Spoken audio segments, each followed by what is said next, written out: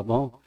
Sejam todos muito bem-vindos ao céu, Centro Espírita Obreiro do Senhor, a esta tarefa que é a Escola de Paz Eurípides Barzanufo, cujo lema Educar-se para Educar, e que apesar de ser escola de pais, ela não é exclusiva aos pais que trazem os seus filhos na evangelização, tá bom?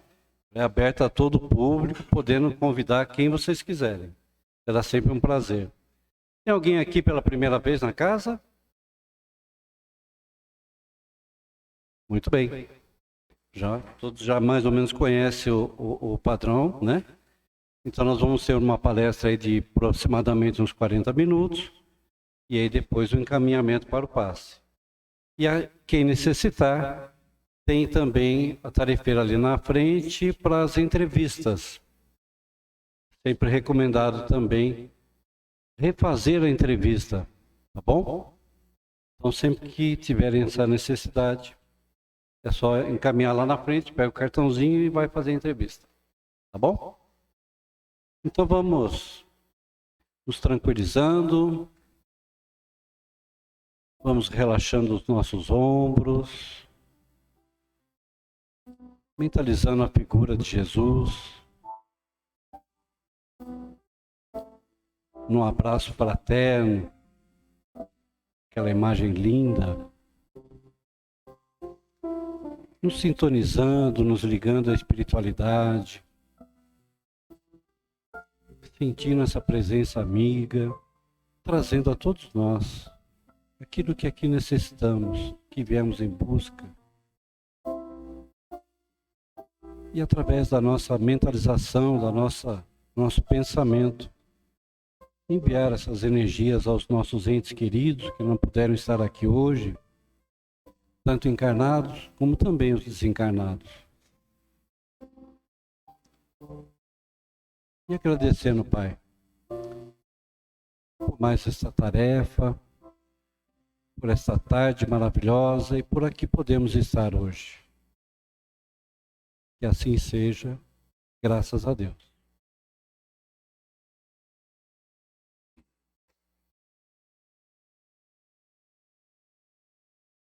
Bom, o tema de hoje é o desenvolvimento das virtudes, o enfoque na parábola dos talentos.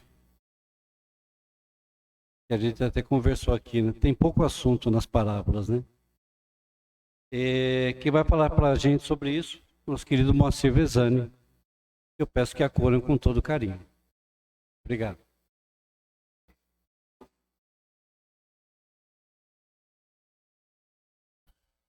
Boa tarde a todos, sejam todos bem-vindos. Fresquinho o tempo hoje, né? Eu digo que é um desafio, né? Porque a gente está aqui hoje e estar aqui faz toda a diferença. Né? Eu sempre costumo dizer isso. Nesse momento, está bastante calor, a gente vem de uma semana que trabalhou a semana inteira, né? Poderíamos estar descansando, poderíamos estar fazendo qualquer outra coisa. Mas escolhemos estar aqui. Né? Essa é uma ação intencional. E isso faz toda a diferença para o nosso desenvolvimento espiritual, para o nosso desenvolvimento moral. E tem relação total com o desenvolvimento da virtude. Porque o desenvolvimento da virtude, ele acontece aos poucos, com muito esforço e com ações intencionais. A gente planeja fazer o bem. A gente planeja o nosso desenvolvimento. E é esse o assunto que a gente vai tratar hoje aqui. E como bem foi dito, a gente vai utilizar a parábola dos talentos. Na parábola dos talentos, conta Jesus, né, que um homem saiu e foi viajar. E quando ele foi viajar, ele chamou 3 dos seus servos e entregou 5 talentos para um, 2 talentos para outro e 1 talento para o terceiro. Talento é uma espécie de moeda, é um valor, né? E entregou, então, 5 para o primeiro, 2 para o segundo e 1 para o terceiro, e foi viajar. Depois de um longo tempo, ele retornou. Quando ele retornou, ele chamou os seus servos para pegar de volta esses talentos. E aí ele chamou o primeiro servo, e o primeiro servo disse: Senhor, os 5 talentos que me deste, eu fui até o comércio, negociei e consegui outros 5 talentos. Então toma aqui os seus 10 talentos. E aí o homem, né, o Senhor, ele diz assim, ó: bem está, bom e fiel servo. Sobre o pouco foste fiel, sobre muito te colocarei. Entra no gozo do teu Senhor. Aí ele chamou o segundo servo. E o segundo servo disse para ele: os 2 talentos que me deste, eu fui até os banqueiros, eu apliquei esses talentos, eu negociei esses talentos e consegui outros 2. E aí ele diz a mesma coisa para esse servo que dobrou os talentos, né? Bom e fiel servo, né? Entra no gozo do Senhor, ele ficou muito feliz. Aí ele chamou o terceiro servo. E o terceiro servo, ele, com medo desse senhor, desse homem, que era uma pessoa muito rígida, né? Muito exigente, ele enterrou o talento. E aí, quando o Senhor o chamou, ele desenterrou o talento e devolveu.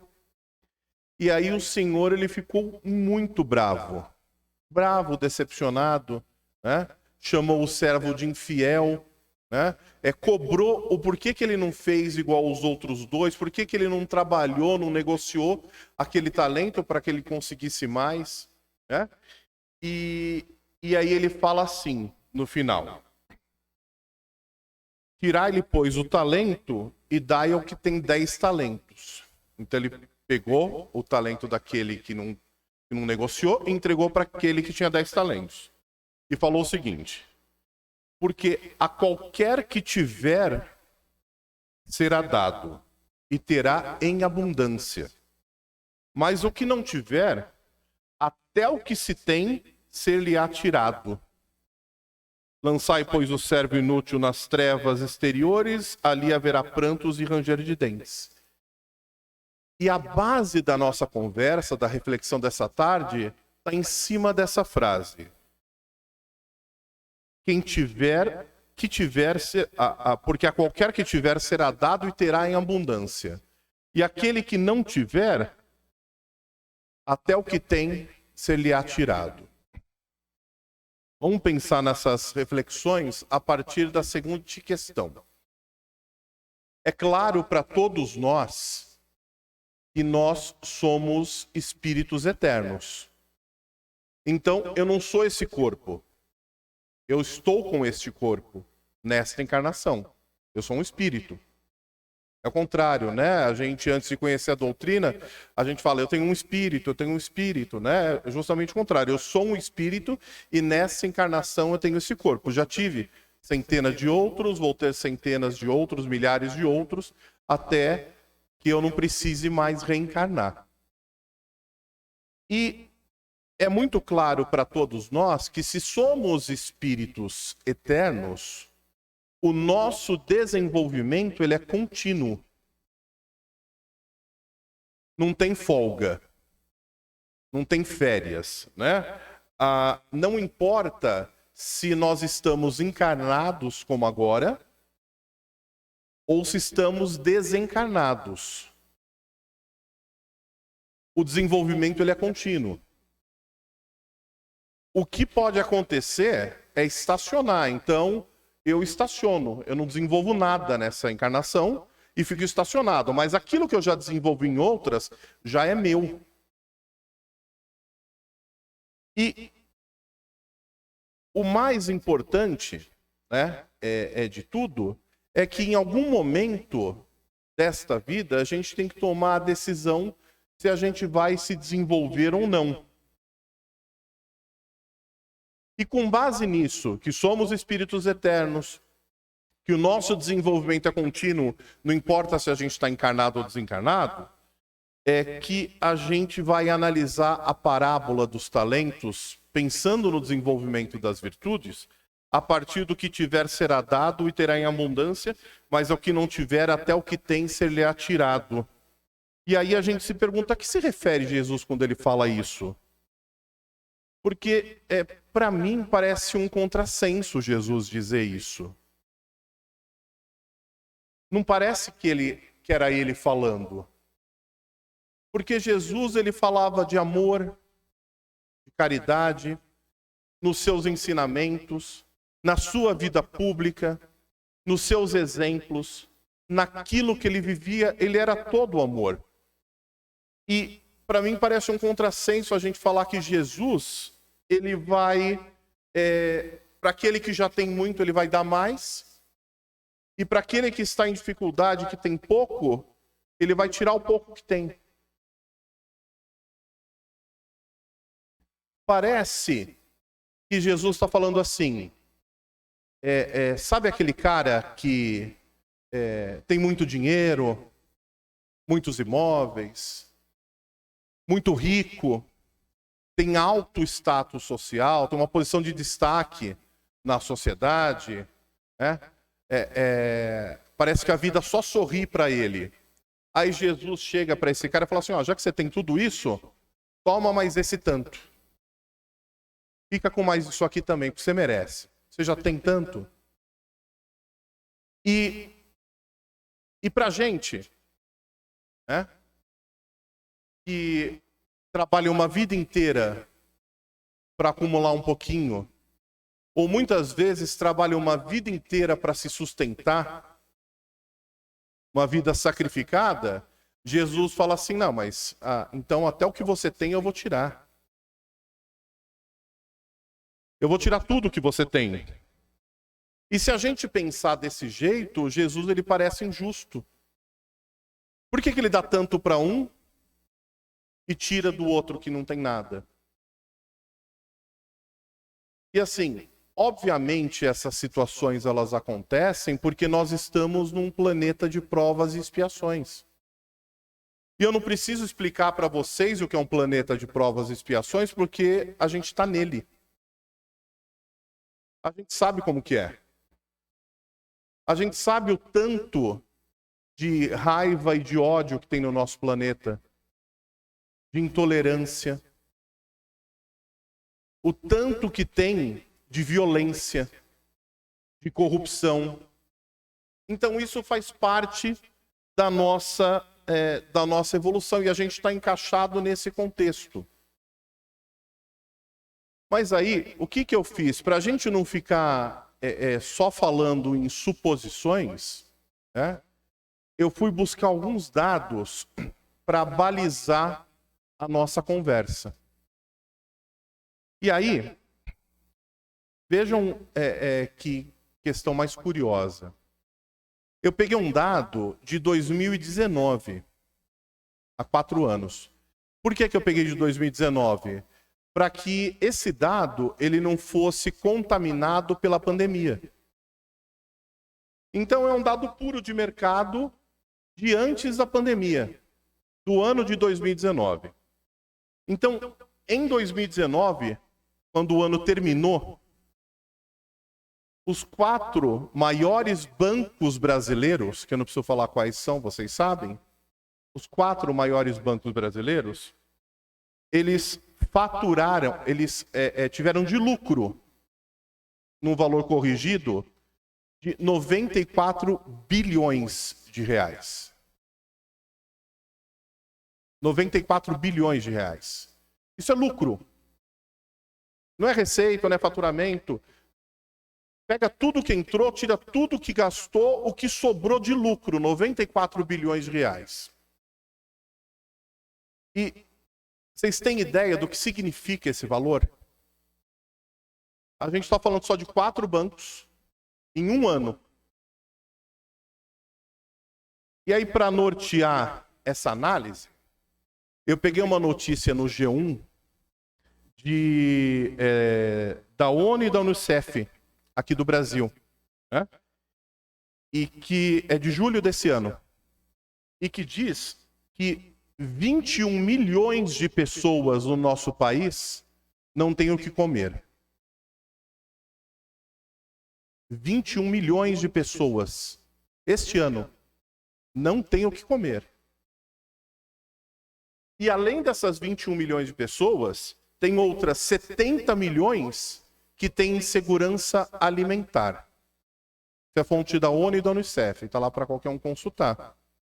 Insegurança alimentar é quando eu não tenho a garantia de que eu vou fazer as 3 refeições no dia. Eu não tenho garantia. Então, se a gente for juntar quem não tem o que comer com quem tem insegurança alimentar, a gente está falando de 91 milhões de pessoas. A gente está falando de mais de 1/3 da população do nosso país. E aí, para a coisa ficar, para a gente ter um parâmetro, ontem, quando eu estava finalizando a palestra, eu pesquisei quanto custa uma cesta básica. Tem umas mais caras, tem umas mais baratas. Eu peguei na média. Na média, R$150 uma cesta básica. E aí, para a gente entender o que significa o lucro de 4 bancos em um ano, se a gente pegar as 91 milhões de pessoas que passam fome e têm insegurança alimentar, pegar o lucro desses 4 bancos e for comprar em cesta básica, dá para comprar a bagatela de 626 bilhões de cestas básicas. Dá para a gente entregar para essas pessoas, para essas 91 milhões de pessoas, uma cesta básica por pessoa todos os meses por 573 anos. Então, o que eu quero fazer esse comparativo é para a gente entender, né, que existem possibilidades. O que eu estou falando aqui, com o lucro de 4 bancos em um ano, a gente poderia erradicar a fome no mundo. No mundo. Ninguém mais passa fome. Isso que a gente está falando só do Brasil. E aí, pensando em tudo isso, né? Que aí Jesus ele disse, né? Para quem tem, mais será dado. E para quem não tem, até o que tem será tirado. Então, mais será dado, já foi o caso aqui, eu já expliquei, né? Quem ganhou muito. E aí, no mesmo ano de 2019, aconteceu o rompimento da barragem de Brumadinho, que todos lembram. E que desencarnaram lá 270 pessoas. Com prejuízos ambientais imensuráveis. Prejuízo econômico, famílias destruídas, memórias destruídas. E, obviamente, né, quem desencarnou ali naquele crime ambiental, obviamente, eu acho que a gente já consegue imaginar que não foi nenhum banqueiro, né, que foram pessoas simples que lá estavam trabalhando. Boa parte em horário de almoço dentro de um refeitório. Então, quando Jesus disse que tiver será dado e terá em abundância, e quem não tiver até o que se tem lhe será tirado, será que era isso que ele se referia? Ele se referia a dar muito recurso material para quem já tem muito e tirar o pouco recurso material de quem não tem nada? Esse mundo é para isso? É para a gente viver dessa forma? É só se conformar e deixar? Porque a gente se conforma porque faz parte da nossa evolução, não é verdade? A gente está aqui para evoluir, então faz parte da nossa evolução. E é claro que não. É claro que não. Eu planejei essa reflexão para que a gente reflita, e isso aconteceu com vocês, porque aconteceu comigo quando eu estava escrevendo, o tanto que a gente analisa as situações, se revolta, se inconforma, ou que o valha, pensando nas questões materiais. E é óbvio que Jesus, quando ele disse isso, ele não estava se referindo a questões materiais. A parábola é uma alegoria. Ela serve para que a gente interprete, a partir das nossas experiências, a partir do que a gente está vivendo. Então, isso acontece porque a gente analisa as situações pela régua errada. A gente está num planeta de provas e expiações, onde somos avaliados do ponto de vista material pelo que temos, não pelo que somos. E aí, se a minha régua de valores, a qual eu quero ser medido, é uma régua de valores materiais, lascou. Porque para a gente chegar vai ficar muito difícil. Se a nossa sociedade, ela valoriza quem tem mais posses, quem tem mais dinheiro, quem tem mais status social, e eu quero me avaliar por essa régua, vai ficar muito difícil para a gente evoluir. O que a gente precisa é trocar essa régua de valores, é pegar, tirar essa régua e colocar a régua de valores de Jesus. A régua de valores de Jesus não tem nada com as questões materiais. É uma régua onde a medida é o amor, é a caridade, é a bondade, é a indulgência, é a empatia, a tolerância, a paciência. Então, quando Jesus disse que aquele que tiver será dado e terá em abundância, mas o que não tiver, até o que tem será tirado, ele se referia, como está no Evangelho de Mateus, a orientação de Jesus, que fala assim para a gente: não acumulem tesouro sobre a terra, onde as traças e a ferrugem corroem, onde os ladrões escavam e roubam. Mas ajuntem tesouros no céu, onde as traças e a ferrugem não corroem, onde os ladrões não escavam nem roubam. Porque onde estiver o seu tesouro, aí está também o seu coração. E eu acho essa frase final fortíssima. Onde está o seu tesouro, aí está o seu coração. Onde está o nosso tesouro? Onde está o nosso coração? Quando Jesus diz isso, ele se refere às virtudes que a gente precisa desenvolver. Ele diz o seguinte: aquele que tem, mais será dado e terá em abundância. Aquele que tem amor, mais será dado e terá em abundância. Aquele que tem bondade, mais será dado e terá em abundância. Aquele que pratica caridade, mais será dado e terá em abundância. Aquele que tem um ouvido sem julgamento, mais será dado e terá em abundância. Ele se refere às virtudes. E quando a gente pensa nessas virtudes como processo de desenvolvimento, e pensa nessa régua de valores de Jesus, eu costumo dizer que esse como dizem por aí, é o puro suco do faça ao próximo o que você gostaria que fizessem para você.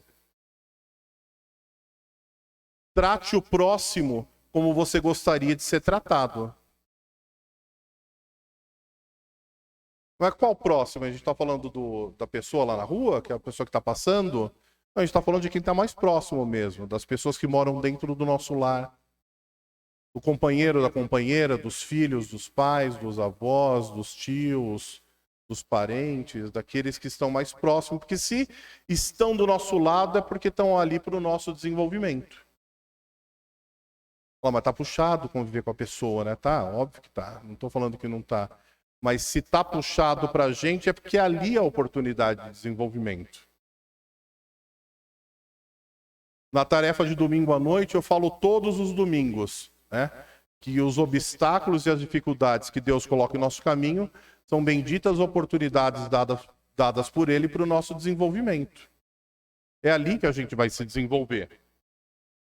E, obviamente, quando ele fala, e o que não tiver, até o que tem lhe será tirado, é óbvio que é na visão materialista.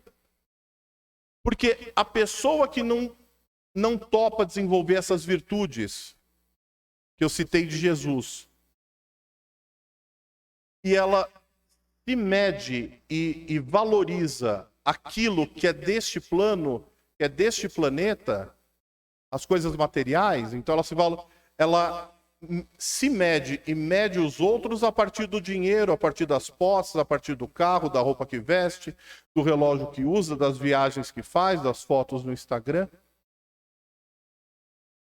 E aí quando essa pessoa desencarna, chega lá e não tem nada disso, o que sobra? Nada. É aí que ele se refere, até o que tem ele será tirado.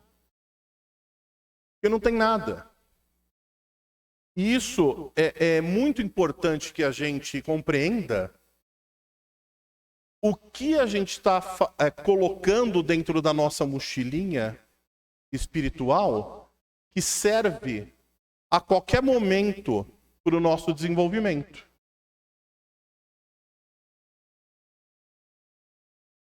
Quando eu desencarnar, o que está dentro da minha mochilinha espiritual? Porque assim, o iPhone não vai dar para levar, o carro não vai dar para levar, a roupa não vai dar para levar, né? Não vai dar para levar a aplicação no banco, não vai dar para levar nada.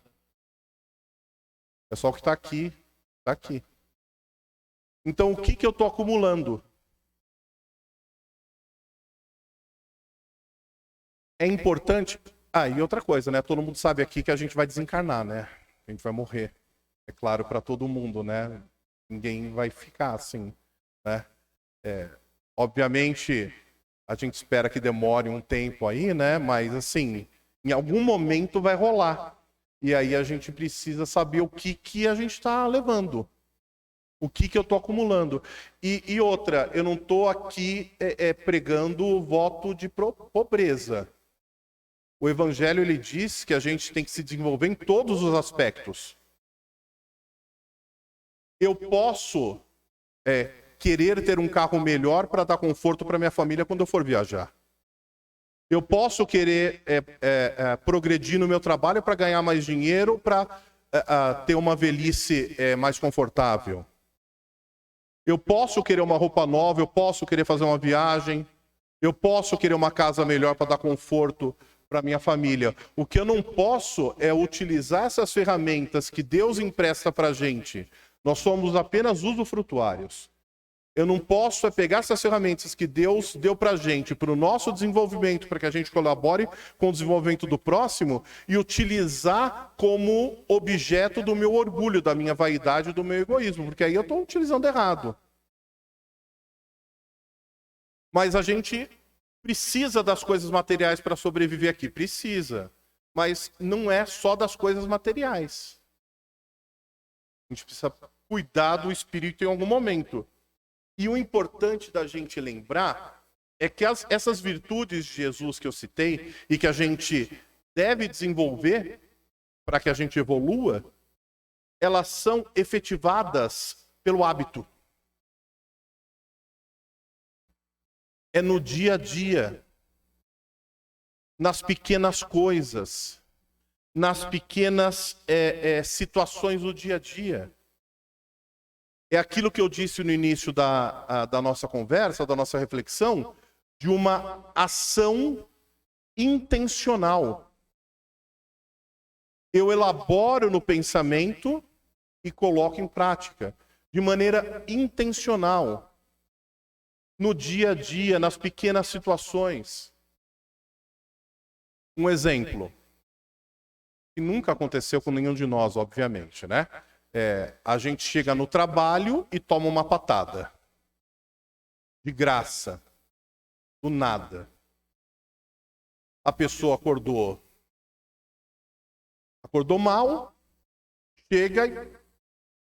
Qual que é o nosso primeiro impulso? Vou responder.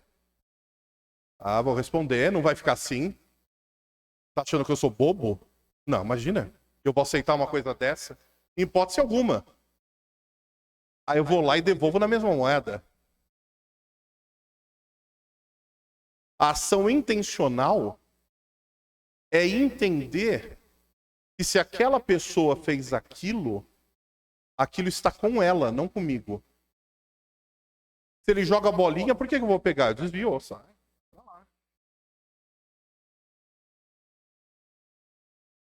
É uma ação intencional. Eu escolho não devolver. Eu escolho não devolver. E aí, quando a gente treina, e obviamente eu não consigo fazer isso quase nunca, né? Mas eu sou bom de falar. Quando a gente treina fazendo isso, em algum momento isso vira automático. Eu passo a não devolver automaticamente. É uma virtude, uma qualidade efetivada pelo hábito. E vai ter algum momento que a gente evolui um pouquinho mais, e quando a pessoa fizer isso, além de eu não devolver, eu vou começar a refletir: o que será que está acontecendo com ela? Será que está passando por algum problema? Eu não sei. Como que eu poderia ajudar? O que eu posso fazer para ajudar? Será que uma conversa? Acho que eu vou chamar para almoçar. A gente já começa a se colocar no lugar da pessoa, já começa a procurar meios para ajudá-la. Porque não tem nenhum outro jeito de se desenvolver que não seja colaborando com a evolução do próximo.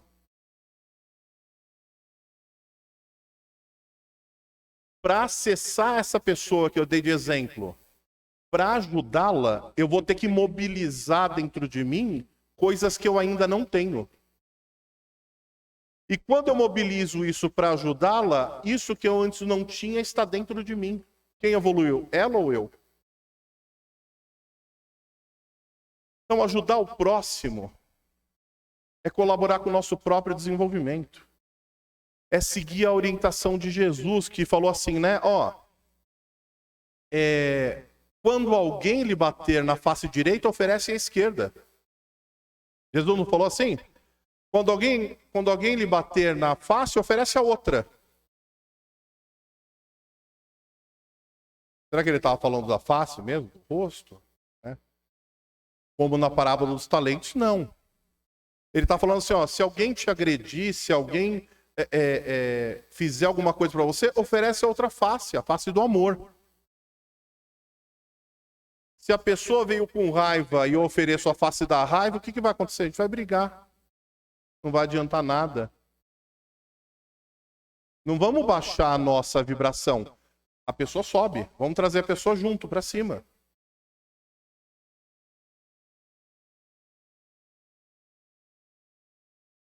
E aí, para a gente finalizar, no capítulo 17 do Evangelho segundo o Espiritismo, lá no item 8, a virtude, fala assim, a virtude é uma graça, bênção divina que deve ser conquistada no desenvolvimento das qualificações nobres que todo espírito possui. Essas virtudes que eu citei, todos nós já possuímos. O que a gente precisa é desenvolvê-la para que ela apareça. para que ela floresça. Se nós somos criados por Deus como espírito simples e ignorante, parte dele nós somos. Assim como quando a gente olha uma árvore na rua, a gente olha uma árvore no bosque, aquela árvore enorme, muitas vezes com dezenas de metros de altura, frondosa, que precisa de muitas pessoas para abraçar. Aquela árvore já foi semente. E tudo que ela precisava para ser árvore já estava dentro daquela semente. O resto foi desenvolvimento. Água, sol, adubo. Quando fomos criados simples e ignorantes por Deus, éramos semente. E tudo que precisamos para ser amor já existe dentro de nós. É só a gente dar espaço para que apareça e se desenvolva. Muito obrigado a todos, fiquem todos com Deus.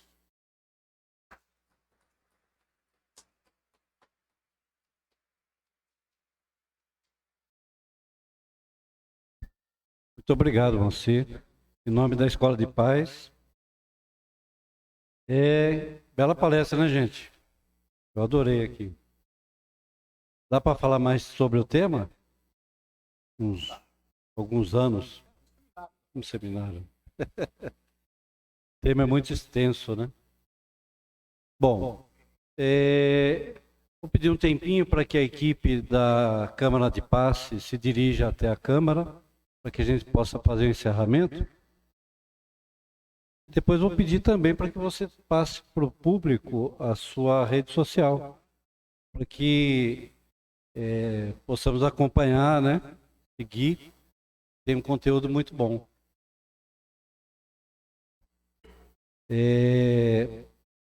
Vamos dar continuidade com o passe, né? Agora que já todo mundo já foi para lá. Então vamos novamente nos acalmando, relaxando os nossos ombros. Novamente sentindo essa presença espiritual. Vamos entrar numa sintonia, fazendo a prece do Pai. Pai nosso, que estás nos céus, santificado seja o vosso nome.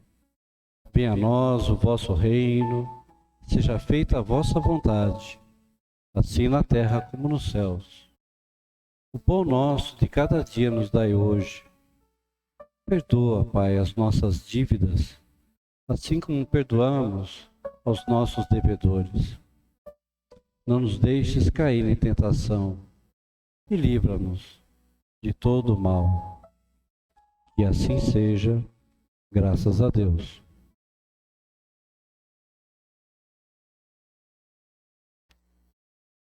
Vou convidar a todos para a próxima semana.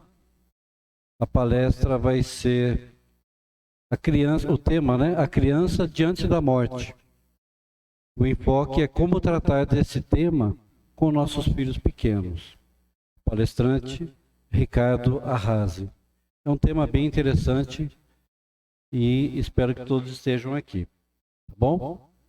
Agora temos aqui uns recadinhos. Natal chegando, né?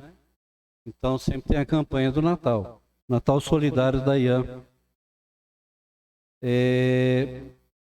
Para participar dessa campanha, basta entrar em contato com a nossa equipe, escolher a criança que quer apadrinhar. Tá? Tem alguns telefones de contato, tem uns panfletinhos aqui, lá na frente, pode pegar, levar, tá bom? Pelo site da IAM também tem toda a informação. Tá? É um kit, esse kit custa R$140. Tá bom? É muito? Não é. A gente tem que ter solidariedade, não é verdade?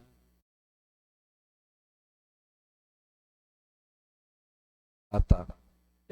Aqui na recepção, na livraria, quiser já deixar adiantado, pode pagar com cartão, débito, crédito, quiser dar uma parcelada, ver a condição que dá para fazer. Às vezes não dá para a gente fazer sozinho, tá difícil também. Junta 2, 3 pessoas para fazer uma. Tá bom? E também tem a ceia do bem. A ceia do bem é uma cesta, né? Vai ser uma cesta, uma sacola. Também vai estar lá na frente, tem uma sacolinha. E tem todos os itens que são sugeridos. Tá bom? Aí cada um pega uma sacola, vai no supermercado, compra, completa a sacola e traz aqui de volta para a gente. E aí depois é feita a separação e a distribuição lá na IAM, para as famílias. Tá bom? Essas doações para o Natal, né? A gente pede que seja até o dia 10 de dezembro. Tá bom? E dessa forma a gente conta muito, muito, muito com esse apoio de vocês. Tá bom? Muito obrigado a todos. Tenham todos uma excelente semana. Espero todos aqui novamente no próximo sábado. E agora eu pedi para você passar a sua... É verdade, ó. Eu tenho um canal espírita na internet. Ele chama Mensagens Kardecistas. Então depois vocês achem no Instagram, né? Lá eu faço palestras todas as segundas-feiras. Às quartas, ao vivo, a gente faz uma live do Evangelho no Lar. Para aquelas pessoas que não têm o hábito de fazer, a gente faz a live, faz o Evangelho no Lar juntos. Né? A transmissão é pelo Instagram e pelo YouTube. E todos os dias eu posto mensagens e outros conteúdos. É um canal exclusivo de divulgação da doutrina espírita e dos ensinamentos de Jesus. A gente estuda muito, então tem estudos e tudo mais. E aí, se vocês curtirem, tá bom? Mensagens kardecistas. Isso. Tá bom, gente? Obrigado.